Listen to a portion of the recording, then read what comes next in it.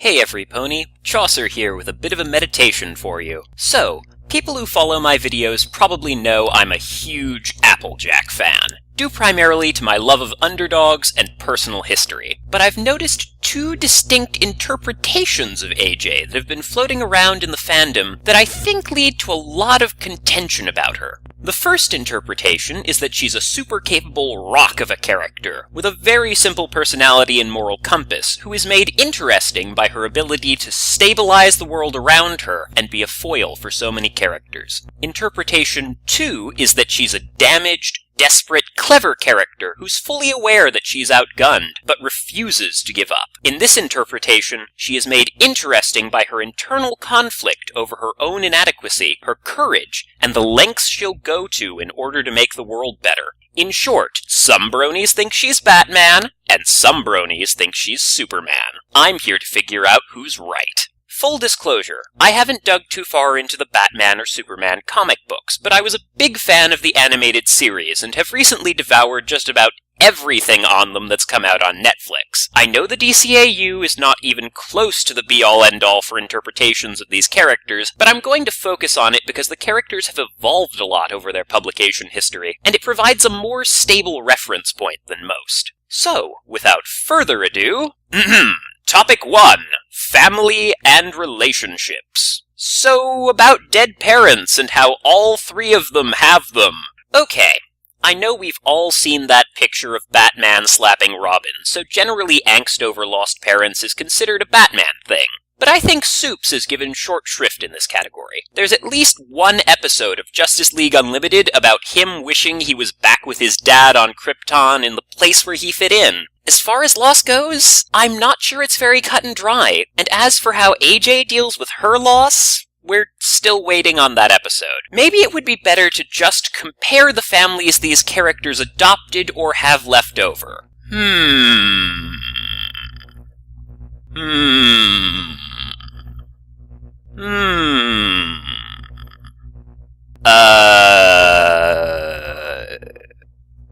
Yeah, I got nothing. Tie.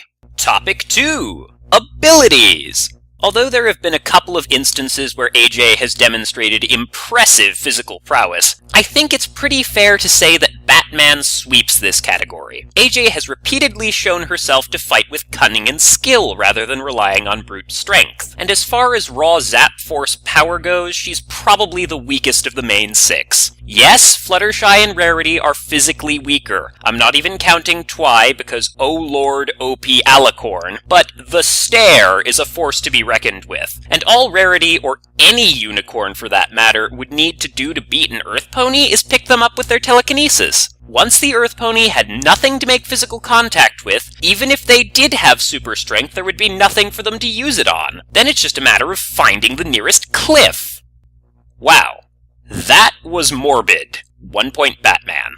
Topic 3. Outlook. Although one could argue that AJ is more like Batman in her outlook because of her strategic mind, I actually think Superman takes this one. Clark is a farm kid, and he and AJ both are generally pretty lighthearted and openly kind in the way that they help others, which is in stark contrast to Batman's all-business demeanor. Another thing is the way in which they deal with their friends. Bruce cares about the people around him, but Clark once invited the Martian Manhunter over to his house for Christmas, okay? If there's anyone who thinks that superhero friendship is magic, it's him. 1 point Superman. Topic 4. Weaknesses.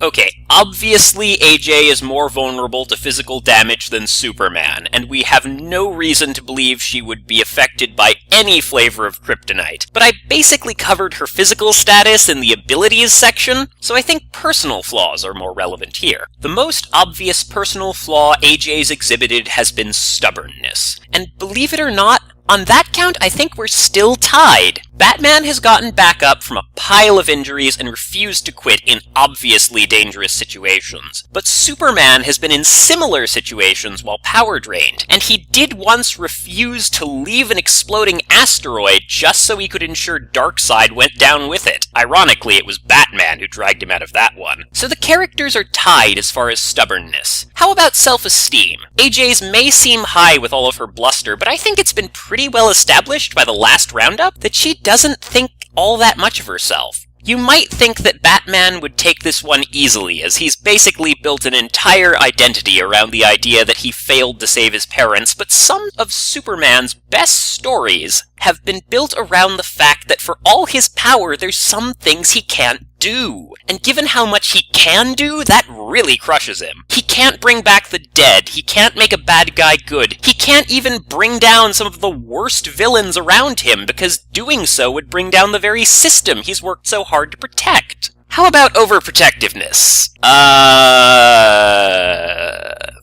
Okay... Yeah, okay... Yeah, I think that might just be an AJ thing. Need for control is... debatable. I guess it's a tie, again. Topic 5. Conclusion. So, the final total is 1 point Batman and 1 point Superman.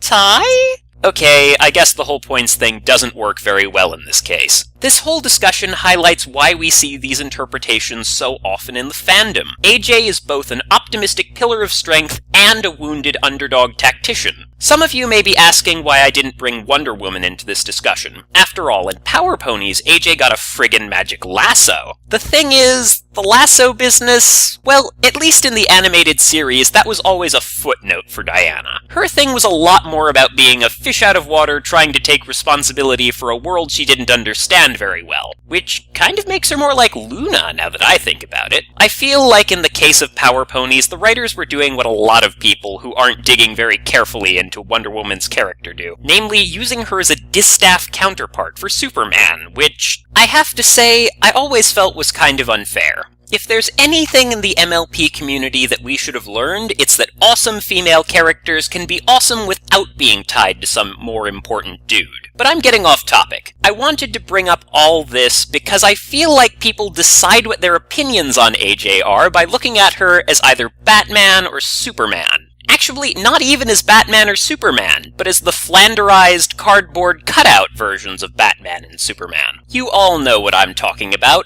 Oh look, she's just an idealized brick who's already figured out everything about life and has no way to get into interesting situations or develop. Or, oh no, AJ's never going to get any love from the writers because all of her conflicts are too dark and broody and she's not even a contributing member of the main six because Twilight's magic and Rainbow's power make her totally irrelevant. And I don't think those things are true for any of the characters I've talked about. Superman has faced terrible hardship and lost many battles. He's had to deal with raising a family and fitting in a world where his honest, somewhat old-fashioned standards don't quite fit. Batman has done some incredible things that Superman could never pull off, using his wits and determination alone. And his dealings with loss, though dark, have been discussed with younger generations all the time. We've even gotten to see a little light creep into his life, as he became a torch to rally behind for so many others that wanted to help Gotham.